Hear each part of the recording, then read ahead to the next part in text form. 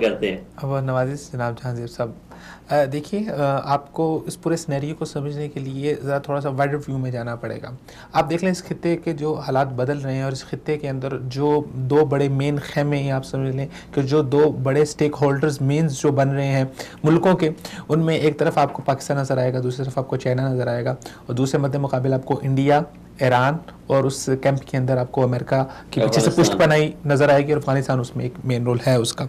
خیر افغانستان کا بھی طے نہیں ہوا، افغانستان نے کس طرف جانا ہے جب تک طالبان حکومت کے حوالے سے کوئی فیصلہ نہیں ہوتا، تو افغانستان کا بھی طالبان جو کچھ کر رہے ہیں ان دونوں وہ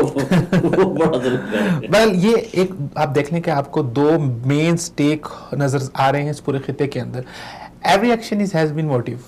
کوئی بھی کام موٹیو کے بغیر نہیں ہوتا۔ تو اگر ہم اس پورے سینیریو میں دیکھیں، موٹیو ہمیں دو ہی ممالک کے نظر آتے ہیں، یہاں پر ایران کا موٹیو ہو سکتا ہے، اور یہاں پہ امریکہ کا موٹیو ہو سکتا ہے، اور ایران اور انڈیا کے پیچھے بھی مین موٹیو بڑا جو ہے وہ امریکہ کا ہی ہے، کہ امریکہ بہت خاموشی سے اور